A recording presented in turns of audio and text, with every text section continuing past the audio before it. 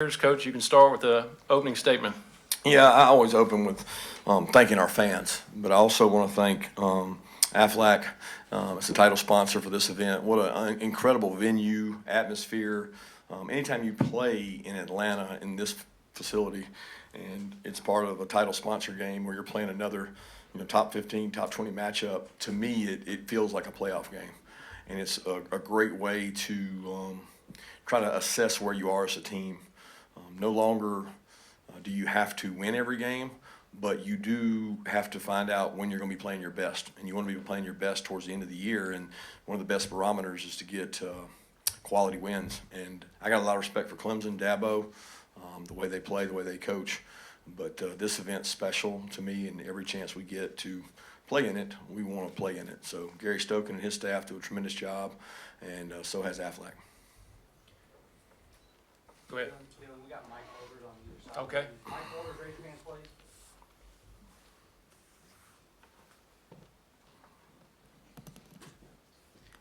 Anthony with the Atlanta Voice. Coach, Malachi Starks, a few years ago as a freshman in this game, he made a big interception. Made another huge interception in this game today, and then freshman KJ Bolden, he's a freshman, had a pretty good game. What do you attest the credit to Starks' growth in this game and being able to put freshmen in games like this and they have a great performance? Yeah, I think Coach Schumann and his defensive staff have done a tremendous job of making our defense adjustable, complex without being complex, and you can play more players that way. So, we tell freshmen all the time. We had Malachi play in this game 2 years ago. KJ played in the game today. Michael played in the game 2 years ago. If you're a talented freshman and you can learn, then you can play. And Malachi's growth is a credit to his humbleness or his humility. And he is a great kid from a great family, and that's what makes Malachi special. Coach, Tallahassee had that first half looked a lot like that game in Charlotte a few years ago. Just what kind of adjustments, or was there anything you saw at halftime, or what would you owe the offense getting loose in the second half? I think that Mike and his staff did a good job at halftime, looking at pictures, seeing what was there, capitalizing on some explosive plays. We blocked well on the perimeter, and that drive of the second half kind of opened things up. I think it loosened them up. It allowed us to be more explosive, and we used some tempo to help us, and we think we're a really well-conditioned team, and I thought that juice between Nate's quickness brought some energy, and Arian and Dylan making some plays on the perimeter. Yeah, Michael goes down in the third quarter, and it looks like Jalen Walker comes in at outside linebacker. He gets back-to-back tackles for loss on one drive. Next drive gets back-to-back sacks. What sort of allows him to come in and play both inside and outside and make an impact like that, like he did today? Yeah, he wasn't really playing for Michael. He was playing outside linebacker before Michael went down. They don't really play the same position. There's packages there where Jalen plays inside. There's packages where Jalen plays outside. We've had to get uncomfortable as coaches to use his skill set, and I think Schumann and the defensive staff have done a great job of finding ways that he can be successful. So Michael and him both are really good football players, and they both need to be on the field. They don't need to share time. Coach, I think during the game, Bull tweeted that Malachi's the best DB in the country. Do you think you've tweeted? got Javon Bullard during the game? Do you feel that way about Malachi? Do you think he's the best DB in the country? I don't know. How can I judge? I hadn't seen him. It's easier for Bull to say that because he's seen the things that Malachi's done in practice. I do think the play I saw him make today may be one of the best defensive football plays I've ever seen live in person. I've seen a lot of them on TV, but that one, he twisted and contorted his body, and how he could find the ability to go find that ball and get it is it's pretty special. Hey, Coach, over here. Obviously, the first half, it was a little bit difficult to get the running game going. How did Nate Frazier help you guys open up the offense a little bit and get the offense going? Well, I don't know that Nate opened up that. I mean, we hit some perimeter runs to start the game, and you try to mix and mingle and try to catch people off balance. We thought that we could run it a little better inside than we did. They have some big defensive linemen. They're big on their edges. They're big up the middle. They're going to give people problems defensively. I have a lot of respect for them. I think Nate brought a little juice and a little energy there, as Cash did too, and Branson. Branson hasn't played football in a year, so Branson's going to be fine. He's a really good back, and we're going to continue to get better and look forward to using all those guys' skill sets. We've got a really good dynamic in that running back room in terms of the players we have. Coach, on that note, Nate Frazier had an excellent debut, and I was just wondering how would you assess his place on the depth chart after today? We don't do depth charts at running back. I mean, Cash Jones had a great day too, and I was really proud of all those guys stepping up. But there's no depth chart. I mean, we play the guys that have the best week of practice.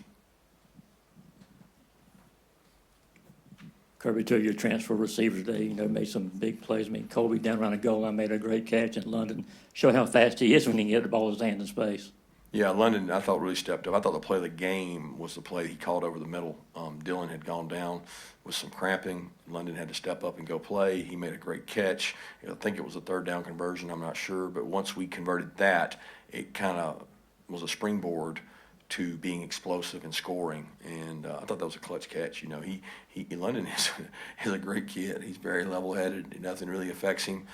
It didn't surprise me in the moment that he didn't. The moment wasn't too big for him because he's played in a lot of these SEC matchups.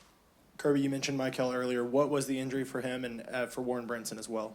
Both, one's an ankle, and Warren's was more of a contusion of some kind. I'm not sure. I don't want to say high ankle, but it was above the ankle. It was more calf in there where he got stepped on, he felt like. And Michael's x-rays, they looked good, but I've seen that before.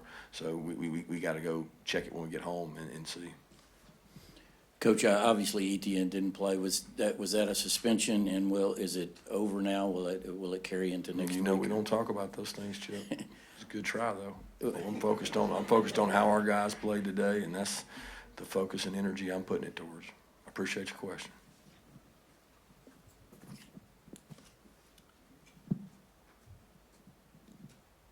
We all know that Carson is calm, cool, and collected, but we've heard you say that you want him to show a little bit more passion, get his teammates fired up. Did you see that from him today? Yeah, I thought he got a little passion and energy too there. We struggled a little bit early and didn't have the third down conversions we needed in the first half, and I thought he responded well to that. He came in, sat down on the iPad, and he told me when we came out the second half, he said, "We're going to go down and score, Coach." And sure enough, we did. And I thought he really handled that well. And look, that was a good defense, guys. Y'all can say what you want. That's a really high-quality defense. And that kick from Peyton, 55-yarder, pretty late in the half there. How big was that for y'all? Yeah, it was big at the time, but it just, you can't play these games in 3-3-3-3. You got to score touchdowns. And that probably was a little out of my comfort zone, but it looked to me like he had some room to spare on it, And what was it? Was it 50 what? 55, yeah, I didn't even realize. I knew that when we went to kick it, it was out of the zone that I really wanted to, but I didn't have a lot of options there. And we were playing field position, and I've seen him make them. So indoors, I think it makes it more significant. Yeah, Coach, I believe Carson Beck extended some plays with his legs there, a couple third down conversions. Just talk to that growth in the area of his game using his legs. Yeah, tremendous. The first conversion was that. It didn't end up in points, but what it did is flip the field position. It made them play behind the bad field position most of the game. He has the ability to do that, and I tell people all the time, they don't know the athlete he is, and it's not the speed, it's the body control, decision-making. He can hurt you when you go out there and match everything, and then he takes off on you. He's got really good pocket presence, and he made some plays with his feet. Yeah, with Warren going out, Jordan Hall, Xavier McLeod not out there. What did you see out of Christian Miller and Nas Stackhouse today in the middle of your defensive line? Just tough guys, man. I can't say how they played. I didn't watch it specifically, but to play the plays they played, the number of snaps, the volume they've taken, they have been extremely durable and extremely tough. Trey's done a great job of bringing the young players along in that room, and we're getting a blessing in some ways of getting all these young guys ready while we're trying to get healthy, and that could really pay dividends late in the year if we get everybody back. Hi, Coach. Some of the talk surrounding Clemson has been that they have not been utilizing the transfer portal as much as some other teams have. Can you talk about how the transfer portal guys have affected your roster and how they've affected the way that you guys play this year? Yeah, that's that's hard for me to speak on. I'm not judgment of someone else. I guess you're not asking me to judge their program. You're saying how the transfer guys have helped our program. We're very selective in the transfer department. We take a tight end out of Stanford who's played in a similar offense, 2 tight end sets. We take a wideout who we play against and can run, and we need wideouts because we lost guys at wideout. We take Colby, who's a high-quality kid. I mean, we talk to these kids, we visit with these kids, and if I want my team to stay my team. I've always said that. If you could give me every kid I sign, they stay at my program for 4 years and they can't leave, I would take that every day of the week. But if we're going to lose kids, we've got to replace them with high-quality kids that are character kids that are looking to have an opportunity to win a championship. That want to go somewhere and play, because otherwise you can't survive in the SEC without the depth you need. So it's a forced situation. You have to use it. So we use it selectively because we actually like signing high school players that can develop, and the guys that you see in our program most of the time are that. Yeah, Coach, I think I saw you guys play 7 offensive linemen today, Micah and Monroe getting in the mix. What does that say about the depth of your program, and what kind of a benefit, I guess, does that provide to you? Well, we want to play a lot of linemen all the time. I mean, Carson works with those guys all the time. We like to play 8 or 9. I think to get through the year, you're going to have to do that. We're thinner than we've ever been. We've played 7, 8 guys. We've always played 3 tackles, and we'll continue to do that if they're playing winning football. Coming out of halftime, you guys scored on the opening drive. Clemson comes back down. They're threatening to score. Your defense holds them to a field goal. What did you like from that series from your defense, and how big was that in the moment? I thought we responded. I'm trying to remember that one. I think they got to a short yardage situation. We were able to stop them, knock them back, gave them a negative play. I thought the defense executed well in the red area, which is something we work on situationally a lot. Coach Schumann called some really good calls, and Jalen and those guys on defense executed them. Kirby, obviously you guys have new faces every year, but I know you guys have some traits, characteristics that you like to instill in your team. Did you see that when it's 6-0 and you guys take control in the second half like that? I didn't understand what you asked. In terms of some of the, the resiliency, not looking at the scoreboard, being able to, do what you guys practice to do? I was proud of the way the team played both halves. I mean, I really was. I mean, I think the narrative is out there. You're going to roll the ball out, and Georgia's just going to win. They're going to win because they have a G, and they're just going to roll over these teams. And football's not that way. That's a really good football team we just played. And the fact that we played and pushed through that is indicative of the things you're talking about. We built into our program. We said we had to out-physical them. I thought we did. We had to out-hustle them. I think we did. We'll watch the tape, and you got to out-discipline them. And those are 3 areas that we thought we had to win to beat Clemson, and our guys proved true in that.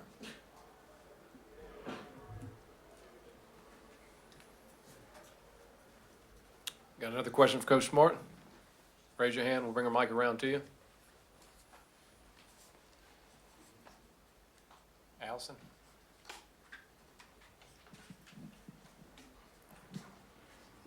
Coach Smart, I know you said post-game that the interception from Malachi reminded you of Champ Bailey. Just what was it about it that reminded you of that, and just Malachi's performance today? Yeah, when Champ was a freshman wearing 42, people don't remember it. He would play middle field safety, and he had range that was unheard of. I mean, he could go from sideline to sideline, and he made some diving plays and extended his body. And Malachi is very similar to that in terms of his ability to play man-to-man, his ability to play safety. He could go out and play corner if he had to. He's just a tremendous athlete. But with all that accolades, he's one of the most humble, great kids I've ever been around. But I saw Champ before the game, and I told him that Malachi has a lot of his same traits. Got a question in the back. Kirby, the past couple off seasons, there were some incidents, and from the outside, there were questions about the culture of Georgia football. On the inside, how would you describe the health of the culture of Georgia football right now? Awesome. I wish you could talk to our players. Wish you could live in there and see our guys day to day and see Thomas Settles and Bryant Gant and all the people that stand up in front of our team and talk about connection and share their experiences. And, I mean, there's two of them sitting right there. You can ask them. They'll tell you. What you know in the inside is a lot more than what people can paint pictures to be outside. And people use it in negative recruiting, and they throw it out there, and it comes back to bite them too. Coach, right here. You guys won 40 consecutive games in the regular season. That means you got to be a very focused program. What do you think the secret is for you keeping these players focused, no matter, players come and go, but that focus seems to be pretty consistent? I think it's a process. Like, we believe in what we do. Like, the leaders on our team that I meet with, they believe in it. They sell it. They push it to the younger players. I think somebody said the other day we had 38 or 42. My advisor brought to me, we had 42 or 38. I can't remember what it was. I had to sign something saying they were all eligible and they were all new. We had 38 or 42 new people, new. And when you turn over that much, you better have a nucleus around them that can keep them grounded. And that's what we've been able to sustain at Georgia.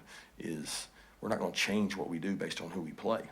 We're going to do what we do. We're going to try to out-execute you and just do it the right way. And I think a lot of people, that's hard to do. I think it's hard to do it the hard way all the time because everybody wants to find an easier way.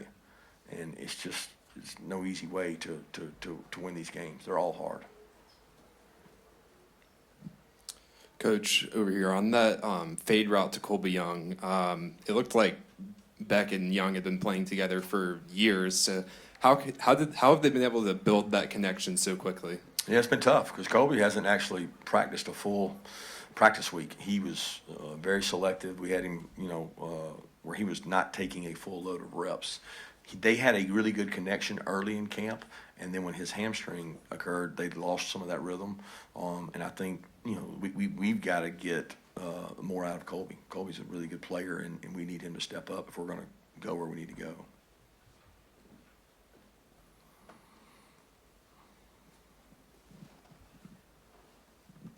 I'm sorry if you were asked this already, but what can you say just about your freshman and Nate Frazier and the impact that he's had in this game? Especially, it's not all the time that a freshman does make an impact like this. It's awesome. The players can tell you that I get on him all the time because he's out of control. He is just foot fire, moving, going at the speed of light, doesn't know he might run into a brick wall, cutting back. And he cut back a couple times in practice, and I told him, I said, when you get in a real game, you cut back like that, they're going to light you up. I might actually said some things I can't say in here. But he cut back and went all the way across the field for about 50, and I told him it was okay now. So he could do that. But he's a great kid. He got an opportunity. He seized the moment. A lot of people blocked in front of him. And like I told you, Chauncey Bowens is a good back. He's going to have an opportunity to grow and play. So I'm looking forward to that room because I think we got some juice in that room as they get more experience. Look, guys, Nate's a long way from a complete package. He wasn't here in the spring. So he missed 15 practices of intense work that he's trying to play catch up on. Got time for one more question?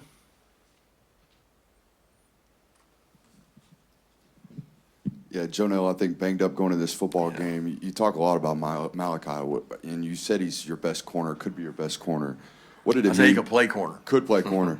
What did it mean for you to be able to slide him into the nickel today for you guys? Yeah, that was huge. That was probably the thing, and you bringing it up, I forgot about. That was one of the biggest things that got us in the week when Jonelle had a pull, and it happened on Saturday, and we didn't know. He didn't go Monday. He didn't go Tuesday. He walked through Wednesday, and we're all messed up because now we're having to not move one person in his spot. We're having to move Malachi, then Dan, then KJ.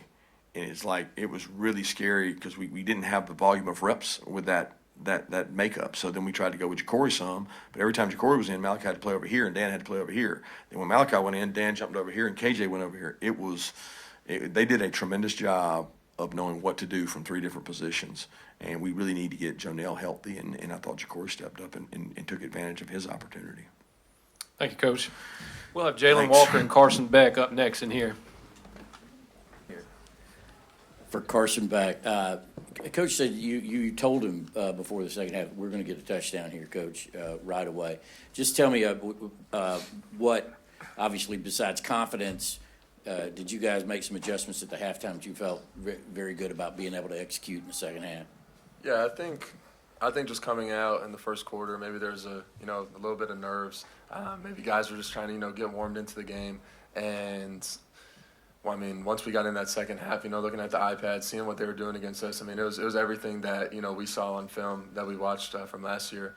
So we just kind of deciphered which ways that we wanted to attack them, and maybe try to be a little bit more aggressive coming out at the half. And I think we did a really good job of that. We got on the perimeter, had some good perimeter runs, and then we're able to throw the ball down the field a little bit, and that ultimately ended up opening things up for us.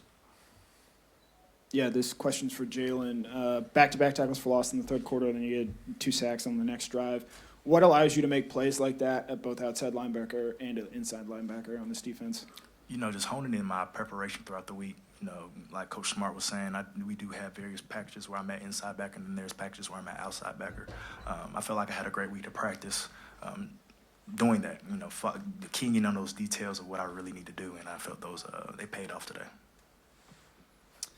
Carson, how did it feel having Coach Smart in your ear all game with the new heads communication in the helmet? Yeah, so actually Coach Bobo is the one that's communicating with me. So he's up in the box, so he's down there calling the whole entire game. It was definitely different. I liked it a lot personally. There's still some times where you look over to the sidelines and we're not going we're going slow, we're not going fast. You still look at the signal, confirm everything. But I definitely think it picks up the pace of the game. It allows us to play faster on offense, play to play.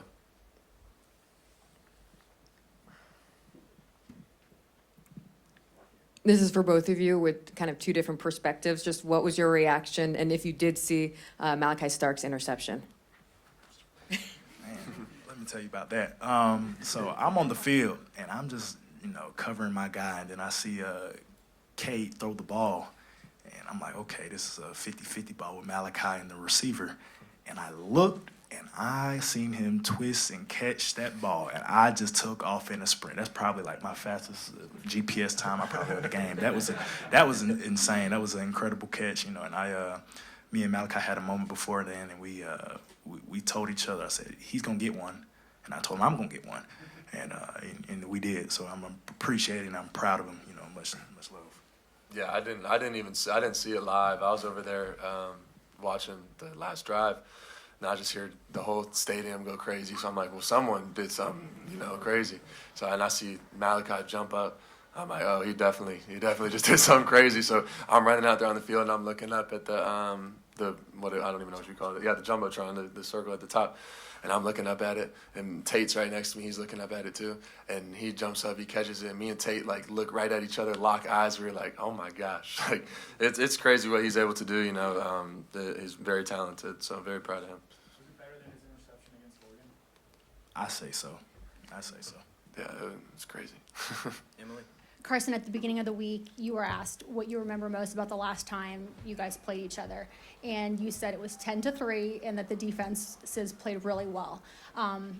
There is a similarity, even though these teams are very different now, the fact that your defense didn't allow any touchdowns today. So only 3 points. Again, I love your smile. What can you say about how they played today? Yeah, well, I have to play against our defense every single day, and I don't enjoy it very much either.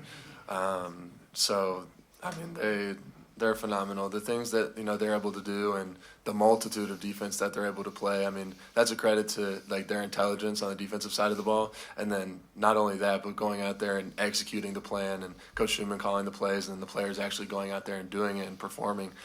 Like I said, I absolutely hate playing against our defense every day. But I think that's what makes our offense get better and better. But to watch them go out there, it makes our job a little bit easier. We have good field position, and we're really not too worried about the other team scoring. Carson, 2 of your transfer receivers made some big touchdown catches for you today. What's it been like working with those guys, fall camp, and just the contributions today? Yeah, absolutely. I think that wide receiver room has so much depth, and I've been saying this, but everyone wants to say that guys left and there's no talent in there, but there's so much talent, and we have so much confidence in every single guy that goes out there and steps out there on the field. From you look back to spring ball, to summer, to fall camp, all the countless reps. I mean, we do a lot, and I mean, really, there's a lot of accumulated reps with those guys and a lot of confidence that I have in them. So for them to come out, first game and be able to make some plays, that instills more confidence for me into them. And obviously, it's a good moment for them. So super proud of them. Let's go to Mark Weiser and then Connor Riley up here. Carson, you talked this offseason about kind of your motivation to come back to Georgia after the last game you played here. Wondering what it was like to walk off the field with a big win for Georgia today, and do you think that you saw things from this team that thinks you might be able to come back here a couple more times? Yeah, no, definitely a different feeling walking off the field this time compared to the last time we were in the stadium. I mean, I'm just super proud of this team. I think the preparation that went into this game, you could see we started last Thursday prep for Clemson. You could see the sense of urgency pick up. You could see the attention to detail of guys, locked in, focused on the plan and what they needed to do, and just flying around during practice. And we had some really good practices leading up to that. So I think for us, if we can just be consistent in that and each week have that same exact approach, then, we'll have the success that we need to have to get back here. Yeah, the first third down conversion you had to London, where it's 3rd and 10. You guys are up in the third quarter, 13-3, I think. Could you just walk me through what you saw on that play and firing that pass in there? Yeah. So they played a very similar coverage on a couple third downs in the game. So Coach Bubba went to a play that he's on an in-breaking route. He did a great job of breaking the corner off, coming back negative underneath the linebacker, which, that first and foremost, I have to have a lot of trust in him that he's going to run the route right, that he's going to win. It's where I can let it go on time, and that comes with reps and continuously, doing it over and over again. But, no, I think that was a huge play for us in the game and really catapulted us as an offense, especially a 3rd and long. It definitely changes the momentum. Terrence? Yeah, this is for both players. To win 40 straight regular season games, that means you guys have got to be very focused. You've had a lot of different situations, but the results has been the same. For each of you guys, what do you attribute that to? Why you guys have been able to kind of just keep that focus? Our culture being our culture, what they instill in us at the University of Georgia, being moment-led, doing moment by moment. We focus on each game individually. Like we don't skip ahead in the season. We don't backtrack. We don't do anything. We be where our feet is planted. And I feel like we do a great job of keeping that the main thing. And, next week we go into our next game, and we'll do so again for that game. Let's go toward the back right here. And then Carson, what do you think of Nate Frazier's performance today? Obviously, a big game from him. Yeah, I think he did a great job. I think it's a super cool opportunity for him. Obviously, he came here in the summer, so he's only been in Athens for 2-3 months, which is crazy to me. But we have a lot of confidence in him. We were able to see what he could do in practice, and obviously he translated that to the game, and that's usually how it works. That running back room had a huge day. Him, Cash is someone that you haven't seen much of in the past that really stepped up for us today as well. So those guys being able to step into their roles, I'm excited to see what they're able to do as the season goes on. time for just a couple more. Let's go to Brooks Austin. Yeah, Carson, you talk about Nate right there next to you. With having a young player that hasn't been there very long next to you, what was the communication like between you and him pretty much all day, I would imagine? Yeah, there was a couple guys that were out there for the first time starting, or you could say starting, not starting, but there's a couple guys out there playing for the first time in a Georgia uniform. So for me, being a starter last year, coming back, it being my second year, just communicating to those guys, like, lean on me. Like, if there's an issue, a problem out on the field, if you don't know something, if you need help, like, come to me. I have confidence in understanding our game plan, what we need to do. So I'm going to handle what I need to handle, and that's going to get done. But if you need help, like, come to me. I can manage that. And I think that's something that I've really been trying to do as, I've stepped into my second year. Okay, thank you, everyone, and happy Labor Day. Thank you.